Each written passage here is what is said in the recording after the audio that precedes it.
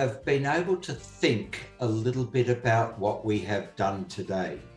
Và trong 1 tiếng vừa rồi á, thì thầy nghĩ rằng là các anh chị đã có một bữa trưa rất là ngon miệng rồi. Và trong thời gian mình ăn rồi xong rồi mình nghỉ ngơi thì mình cũng có đủ cái thời gian để mà đâu đó cái mình ngồi mình nhẩm, cái mình nhớ lại những cái nội dung bài học mà mà buổi sáng á, thầy Marek đã chia sẻ với chúng ta.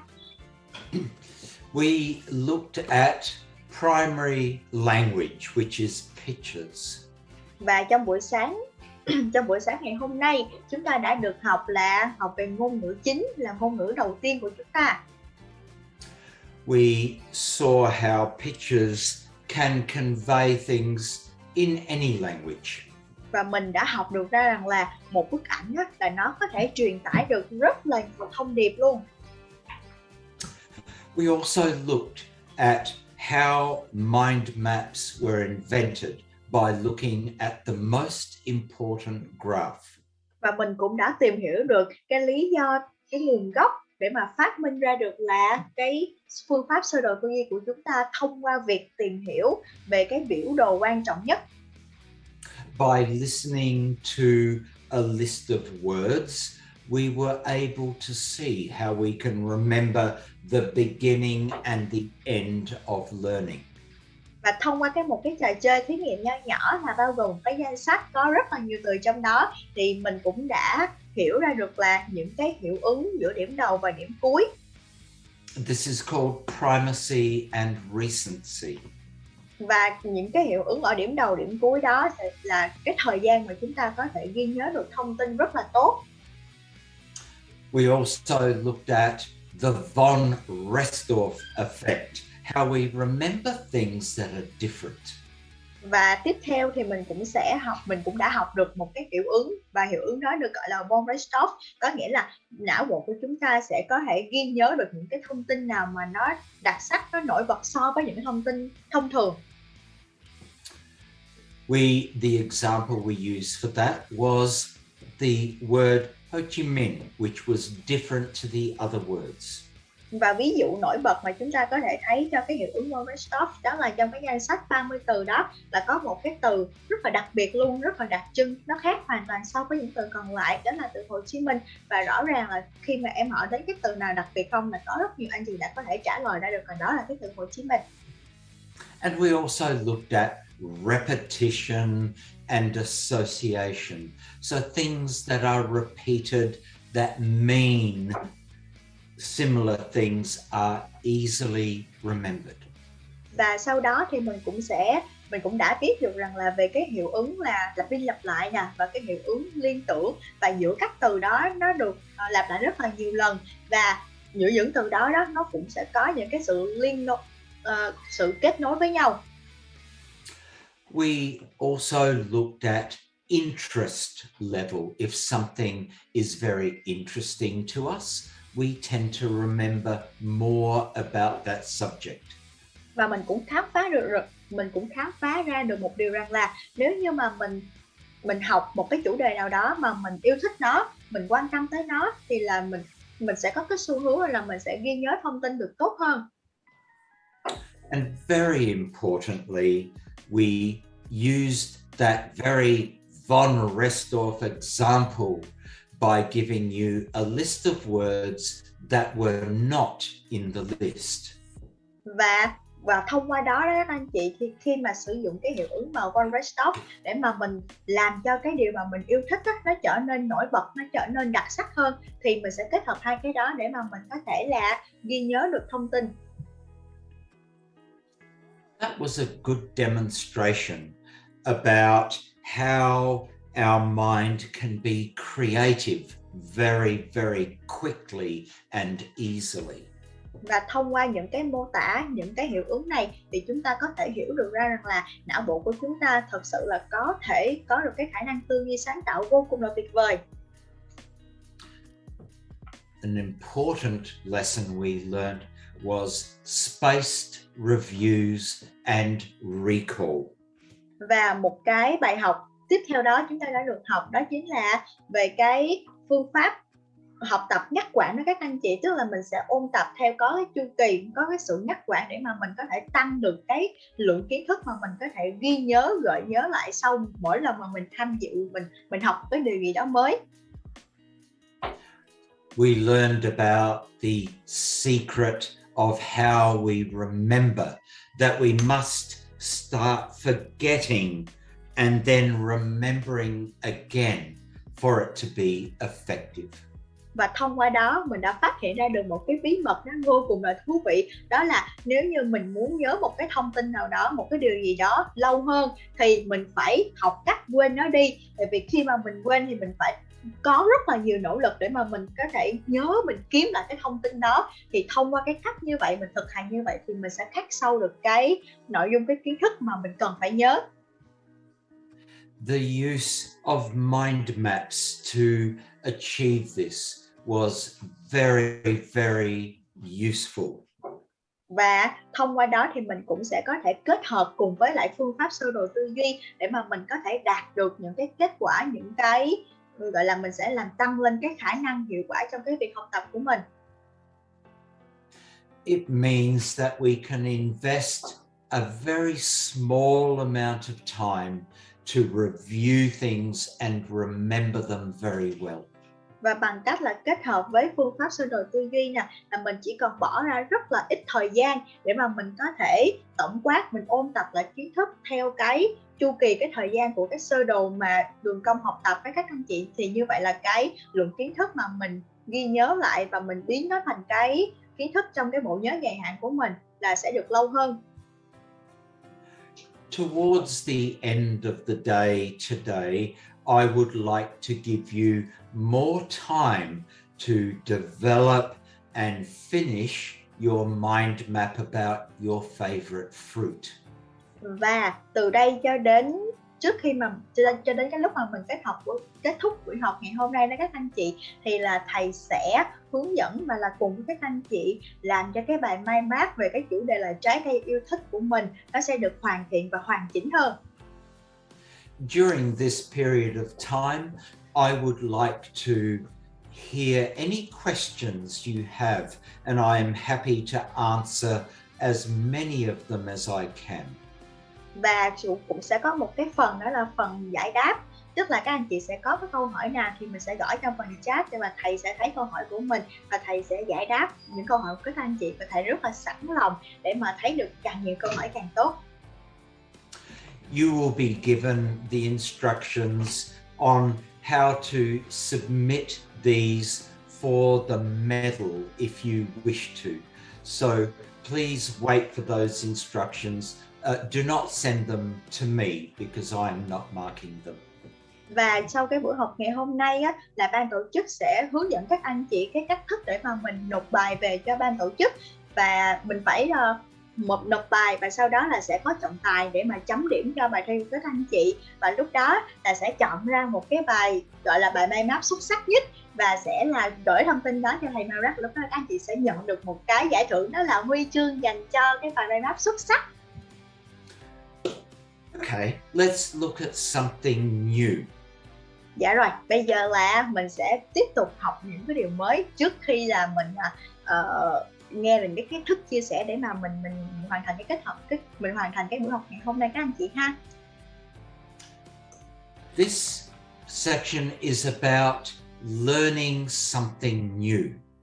Và cái nội dung mà bây giờ các anh chị sẽ được học đó chính là làm sao để mà mình có thể xây dựng được một cái buổi học, một cái tiết học lý tưởng cho học sinh.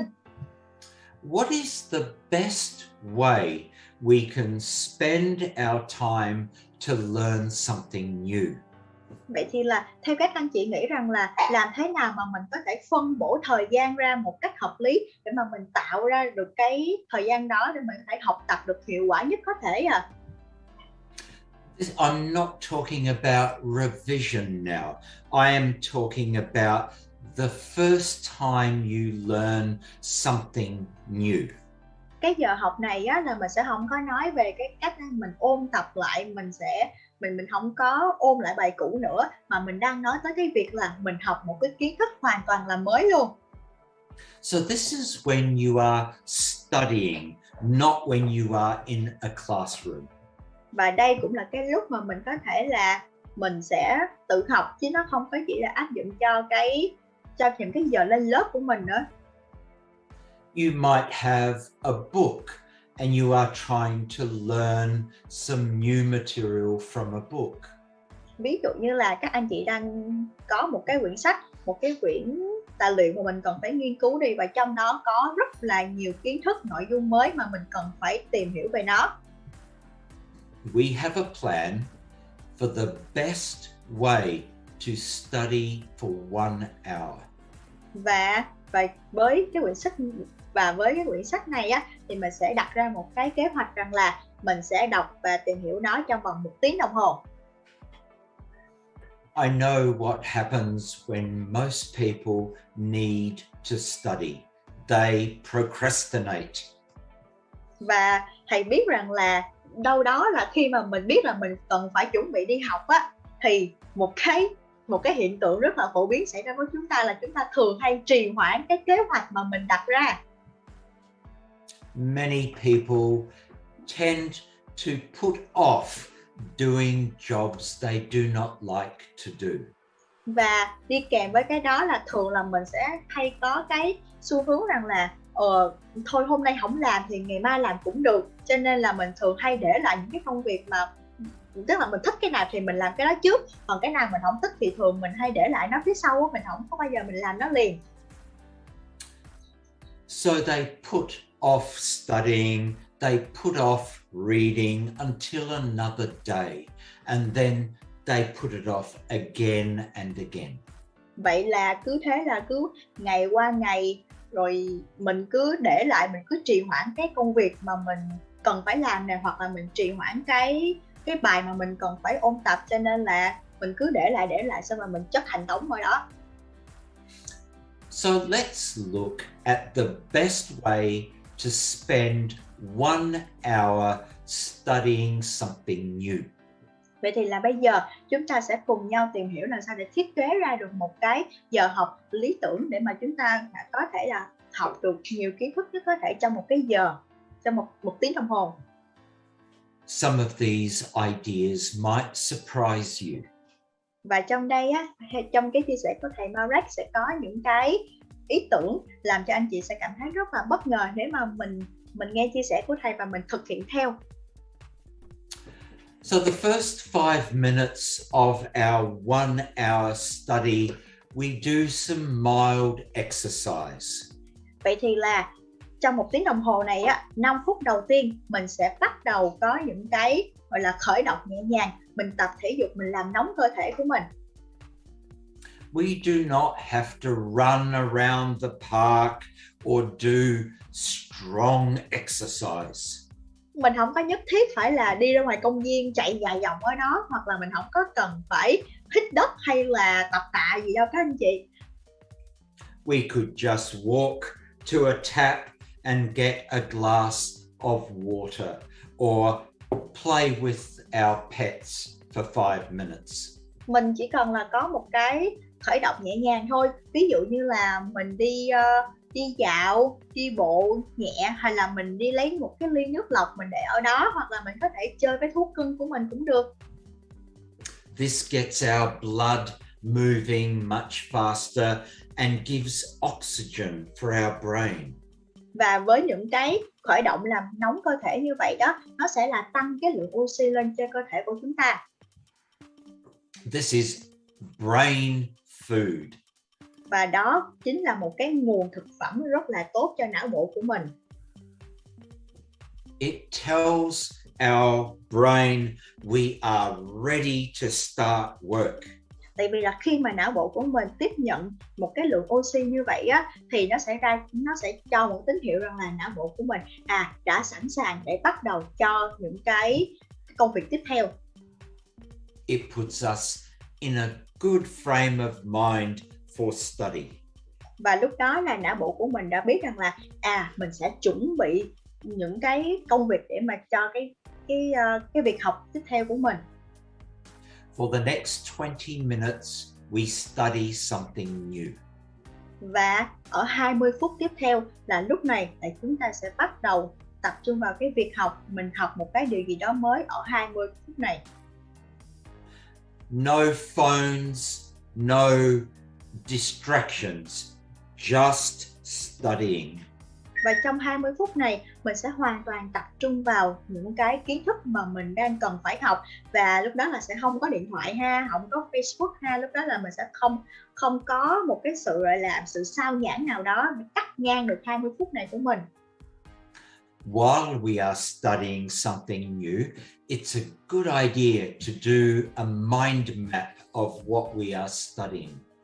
Và ở trong 20 phút này các anh chị, mình sẽ có thể là mình học và mình kết hợp thêm với cái cách là mình dùng phương pháp sơ đồ tư duy để mà mình có thể ghi chép lại, mình có thể là tổng hợp lại những cái kiến thức mới mà mình đang tìm hiểu. It does not have to be exactly 20 minutes. A little bit either way is okay. Và đâu đó thì thỉnh thoảng là nó không có cần phải đúng theo chính xác là 20 phút theo từng giây, từng khắc đâu. Nó có thể là xê dịch một chút xíu, có thể là nhiều hơn 20 phút hoặc là có thể ít hơn 20 phút. We have now spent 25 minutes of our 1 hour. Vậy là từ đầu cho đến bây giờ là mình đã tổng cộng mình bỏ ra là 25 phút cho cái quy trình là một tiếng học lý tưởng của mình rồi. We now spend 5 minutes relaxing. Và tiếp theo là mình sẽ có 5 phút để mà mình giải lao, mình thư giãn nhẹ nhàng. We need this time for primacy and recency. Tại vì là trong 5 phút giải lao này các anh chị, mình sẽ tạo ra một cái hiệu ứng, đó chính là hiệu ứng ở điểm đầu và điểm cuối. This is our cat. He is very good at relaxing. Và ở trên màn hình đó các anh chị, đây là một con mèo của thầy, và con mèo của thầy là lúc nào nhìn nó cũng rất là thư thái, lúc nào nhìn nó cũng rất là gọi là nhẹ nhàng, thoải mái luôn á. It is important to take a short break. Và ở lúc này thì mình có thể là mình tranh thủ, mình nghỉ giải lao hoặc là mình chợp mắt nhẹ trong vòng 5 phút. For the next 15 minutes, we do not study again. We do a review. Và trong 15 phút tiếp theo là lúc này là mình sẽ không có học cái gì đó nữa. Mình lấy cái 15 phút này để mà mình ôn lại những cái kiến thức mà mình đã học ở 20 phút trước. This is our first review, 10 minutes after we learn something. Và ở cái 15 phút này là các anh chị, là như mình đối chiếu, mình so với lại cái quy trình mà của ông Ebbinghaus đó, thì là ở cái 10 phút này là mình đang ôn lại những cái kiến thức mà đây là cái lần mà mình ôn tập lại lần đầu tiên á, để mà mình có thể ghi nhớ lại những cái gì mà mình đã học. This is very good for our short-term and long-term memory. Vì là đây là một cái thời điểm mà nó sẽ giúp cho mình có thể ghi nhớ được cái kiến thức để mà đưa nó vào bên trong cái bộ nhớ dài hạn của mình. We can use our mind map to help us do this review. Và ở lúc này đây thì chúng ta có thể kết hợp với cái phương pháp là sơ đồ tư duy để mà rút ngắn lại cái khoảng thời gian mà mình cần phải ôn tập lại. One of the great things about doing the review at this time is you might think of some new information that you can put into your mind map. Và có một điều thú vị rằng là nếu như mà ở cái bước này á, các anh chị kết hợp với phương pháp sơ đồ tư duy, thì trong cái lúc mà mình ôn tập lại, mình xem lại, thì đâu đó là mình sẽ có thêm những cái ý tưởng mới mà mình có thể bổ sung vào trong cái sơ đồ tư duy của mình. We now only have 15 minutes left. Vậy thì là bây giờ trong cái quy trình 1 tiếng của mình mình còn lại 15 phút cuối cùng thôi. The next 5 minutes we take another short break. Và ở trong 5 phút tiếp theo mình lại có thêm một cái giờ giải lao ngắn nữa. When people are running, they need to take a break to recover. Và thậm chí là đối với những người gọi là vận động viên đi nữa đó, thì người ta cũng không có thể nào chạy liên tục được, đúng không ạ? Thì người ta chạy một lúc nào đó thì người ta cũng phải cần dừng lại để mà người ta hít thở, nghỉ ngơi. So relaxing is very good for our primacy and recency and for our memory. Và vì đối với não bộ của chúng ta cũng vậy, thì mình đã bỏ thời gian để mà mình học nè, xong rồi mình cũng cần phải có thời gian để mà mình nghỉ ngơi, để mà mình tái tạo lại thêm một cái quy trình mới của cái hiệu ứng điểm đầu và điểm cuối. For the last 10 minutes, you might be surprised about what we need to do. Và ở 10 phút tiếp theo thì là những cái điều mà thầy sẽ chia sẻ mình làm cái gì trong 10 phút này, chắc là các anh chị sẽ rất là ngạc nhiên đây nè. We review again. Mình sẽ ôn tập lại một lần nữa. We are reinforcing everything that we have learnt that is new. Và lúc này nè, chúng ta sẽ ôn tập lại tất cả những kiến thức mà mình đã được học ở cái lần mà trong cái quy trình là 20 phút đầu với lại là 15 phút tiếp theo đó. Many people disagree with this way of learning new things. Có rất là nhiều người không có đồng ý với lại cái cách mà mình phân chia thời gian học tập như vậy. But we find that it works so well. Nhưng mà đối với thầy Marek thì thầy thấy rằng đây là một cái cách có thể giúp chúng ta có thể cải thiện được cái khả năng học tập cũng như cái cải thiện cái khả năng ghi nhớ thông tin của mình rất là tốt, rất là hiệu quả luôn. The 25 minutes or 20 minutes of learning something new is now very clear in your mind. Tại vì là trong cái thời gian biểu như vậy đó các anh chị, từ 20 cho đến 25 phút đầu á, thì mình sẽ hoàn toàn mình tập trung vào cái thời gian này để mà mình học một cái kiến thức gì đó mới, và nó được phân bổ rất là rõ ràng và cụ thể. Using this method, you can remember more than if you just studied all the way through 1 hour. Vậy thì là mình có thể áp dụng cái cách này, mình có thể áp dụng cái phương pháp cách phân bổ thời gian này để mà mình sử dụng làm sao cho một tiếng học của mình là một cách lý tưởng. Remember Ebbinghaus and the forgetting curve. Và anh chị có nhớ về cái biểu đồ của cái đường cong của sự lãng quên của ông Ebbinghaus không ạ? So the 20 minutes is you remember so much more than any other way of learning.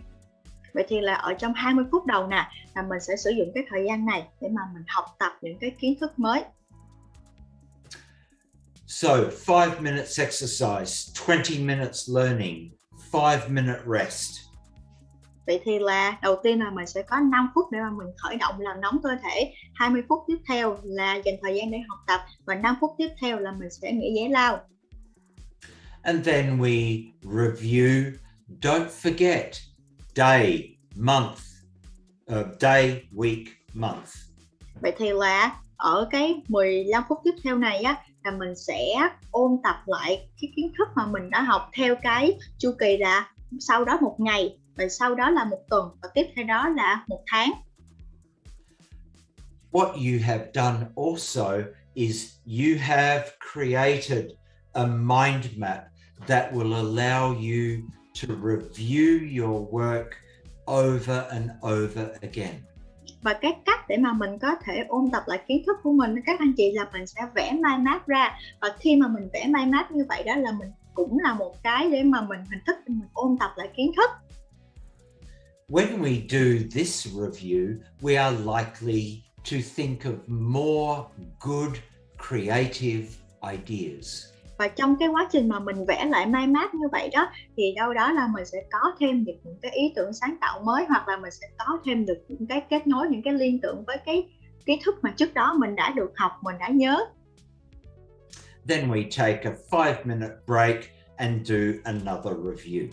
Và sau đó là khi mà mình đã kết thúc 15 phút ôn tập như vậy thì mình sẽ có thêm 5 phút để mình nghỉ giải lao. Và sau khi nghỉ giải lao 5 phút này rồi thì mình sẽ dành 10 phút cuối cùng để mà mình ôn tập thêm một lần nữa. If we have more time to study, if we have another 1 hour we can study, we just repeat. Và nếu như mà lúc đó mình muốn học, mình muốn dành thêm nhiều thời gian để mà mình học với các anh chị thì mình chỉ cần lặp lại cái quy trình này một lần nữa. In this way, we have a very, very effective way of learning. Vậy thì là mình chỉ cần là thực hiện theo cái quy trình, cái thời gian biểu của 1 tiếng đồng hồ học như vậy là mình có thể là cải thiện được cái khả năng học tập của mình và đem lại cái hiệu quả rất là bất ngờ luôn. Remember, this is not to be used in a classroom, and this method is not to be used for reviewing work you have already done. Và có một cái điều lưu ý rằng là cái giờ học như vậy các anh chị sẽ không có áp dụng cho những cái tiết dạy của chúng ta ở trên lớp, mà chỉ là dành cho khi nào mình muốn tự học thôi, và nó chỉ áp dụng cho khi nào mình học một cái kiến thức mới, chứ không có phải là để mà mình phân bổ nó ra để mình ôn tập lại những cái điều đã học. This works perfectly if you are learning something new. Tức là khi mà mình cần học một cái gì đó mới thì mình sẽ áp dụng cái thời gian này để mà mình học cái kiến thức đó, chứ không có phải là sử dụng nó để mà ôn lại những cái điều mà đã học. We also have ideas about the best way to study for exams. Và tiếp theo nữa là chúng ta cũng sẽ cùng nhau tìm hiểu cái bí quyết làm sao để mà học tập hiệu quả cho những cái kỳ thi, cho những cái kỳ kiểm tra. Most people don't think about studying for exams until very, very close to the exam. Thường là các học sinh của mình hay là các bạn nhỏ này, hay là thậm chí là khi chúng ta có những cái công việc quan trọng á, là mình sẽ thường không có ôn tập trước đó đâu, mà mình thường hay để sát cái giờ, sát cái ngày đó là lúc đó mình mới lấy ra mình coi, xong rồi mình nhồi được bao nhiêu mình hay bấy nhiêu, đúng không ạ? This is a very bad idea. Thì thật sự là cách làm này á, nó sẽ không có mang lại kết quả gọi là tốt đẹp cho lắm. So we have a 9-step method of studying for exams. Vậy thì là trong ngày hôm nay, thầy Marek sẽ chia sẻ với các anh chị 9 bước làm sao để mà mình có thể có được một cái quy trình học tập hiệu quả cho những cái kỳ thi này, các kỳ kiểm tra hoặc là những cái lần quan trọng trong công việc của mình. Our first step is to use a mind map to record the lesson. Bước đầu tiên là chúng ta sẽ sử dụng mind map để mà có thể vẽ lại nội dung của những cái bài giảng, của những cái bài học này. This can be done very easily in the classroom. Và mình có thể sử dụng cái sơ đồ tư duy để mà mình vẽ lại cái bài học đó ngay tại lớp học luôn, cũng rất là dễ dàng và nhanh chóng. Writing notes in a lesson takes much longer.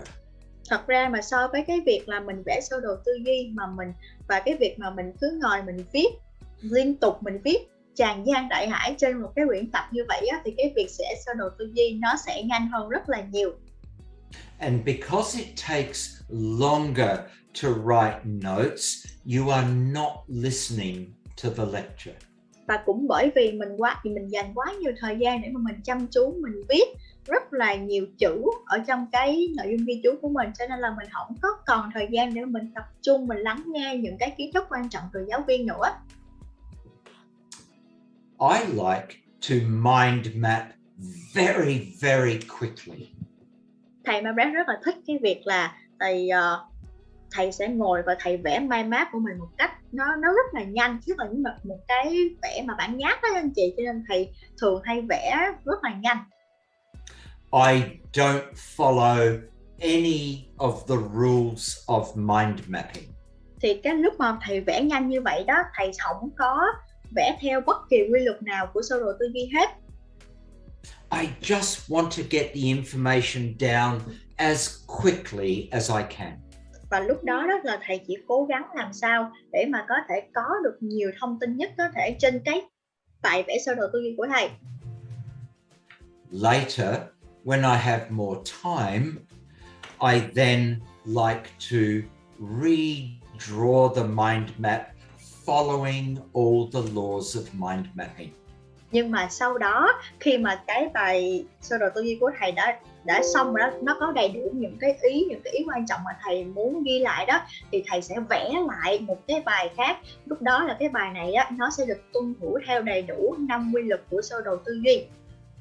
This is normally a very good thing to do because it becomes your first review. Tại vì là khi mà mình vẽ lại lần thứ hai đó các anh chị, nó cũng là một cái cách để mà mình có thể thực hiện lại một cái lần ôn tập kiến thức. Tại vì mình vẽ lại những cái nội dung mà mình đã được nghe, đã được học, thì khi mình vẽ lại như vậy cũng là một cái cách để mình ôn tập lại kiến thức thêm một lần nữa. Step number 2, we need to find a place to put all of our mind maps.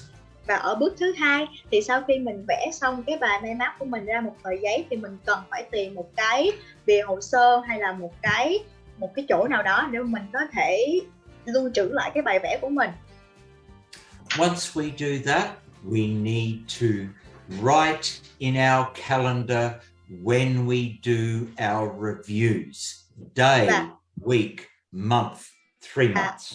Và ở bước thứ 3 thì chúng ta sẽ sắp xếp thời gian ôn tập của mình dựa trên cái lộ trình mà ở cái đường cong học tập của Urban Ebony House đã đưa ra đó các anh chị. Tức là mình sẽ ôn tập theo một ngày sau đó, và tiếp tục là một tuần sau đó, và 1 tháng và 3 tháng sau đó. Tức là mình sẽ đánh dấu lại những cái ngày mình ôn tập trên cái lịch cá nhân, để mà tới cái ngày đó mình lấy cái mind map ra để mình ôn tập lại. Remember, reviewing a mind map does not take a long time because you are just looking at keywords and pictures. Và với cái việc là mình dành thời gian cho ôn tập lại kiến thức ở trên mind map á, là không hề tốn nhiều thời gian đâu ạ. Tức là mình chỉ cần nhìn lại hình ảnh nè, mình chỉ cần nhìn lại từ khóa nè, vậy là mình đã có thể ôn tập lại rất là nhanh chóng.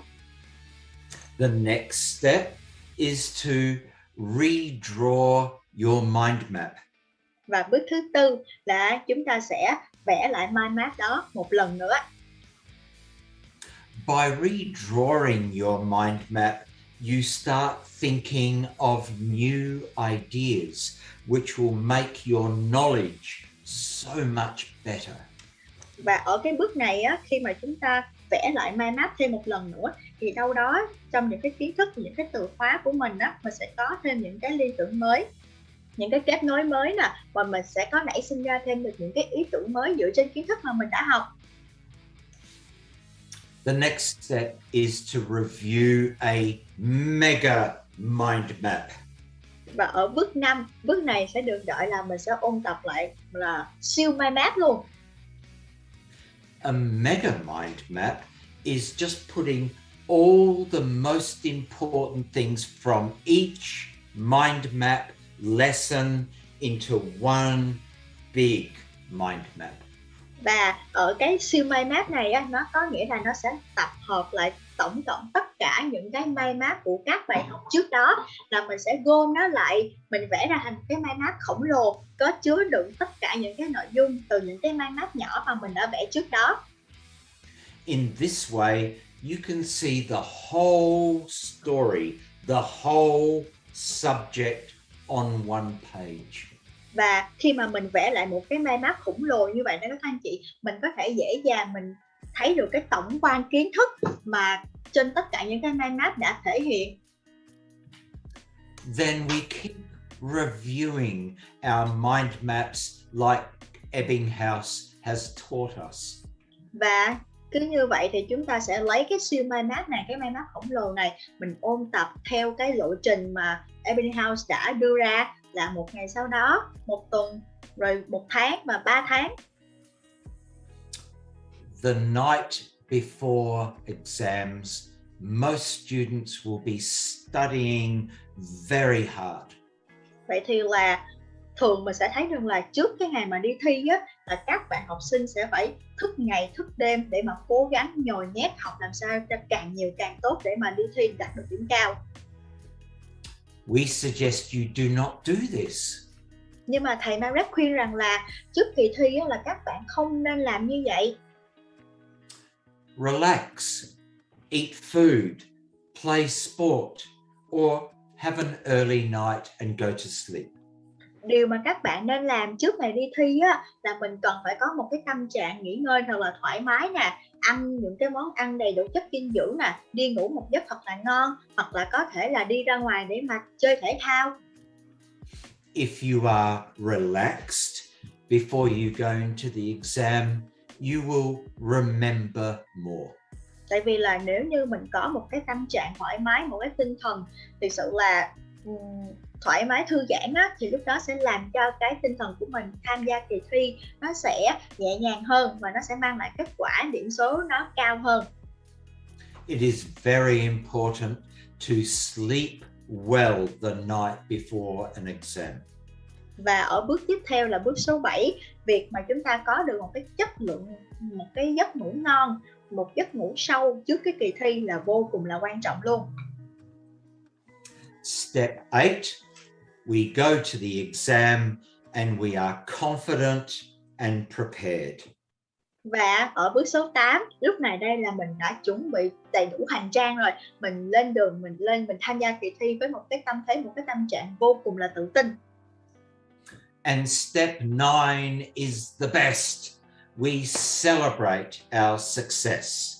Và ở bước cuối cùng là bước thứ 9, tức là mình đã tham dự kỳ thi với một cái tinh thần vô cùng là tự tin, tràn đầy chiến thắng luôn. Thì là ở cái bước thứ 9 là mình chỉ ăn mừng cái kết quả mà mình đạt được thôi. This is a very, very good plan for success in exams, and it works very well. Và với cái chia sẻ 9 bước vừa rồi của thầy Marek, đó chính là một cái lộ trình để mà các bạn nhỏ có thể làm theo là thực hiện theo cái kế hoạch này cho những cái kỳ thi của mình để mà có thể giúp các bạn dễ dàng đạt được kết quả cao. This task makes studying for exams so much easier by using mind maps. Và những cái bước vừa rồi á, nếu mà các bạn nhỏ kết hợp với việc sử dụng phương pháp sơ đồ tư duy sẽ làm cho việc học của các bạn trở nên nhẹ nhàng hơn, vui vẻ hơn rất là nhiều. And that is what we suggest people do to study for exams. Và đó là tất cả những gì mà thầy Marek khuyên các bạn nhỏ nên làm theo để mà làm cho việc học của mình trở nên thú vị hơn nè, và làm cho các bạn không có còn cảm thấy phải căng thẳng trước những cái kỳ thi nữa. My students have used this method of studying for many years and they have been very successful. Và những học sinh của thầy á, đã áp dụng cái phương pháp này, áp dụng chính cái cách này, kèm theo đó là sử dụng phương pháp sơ đồ tư duy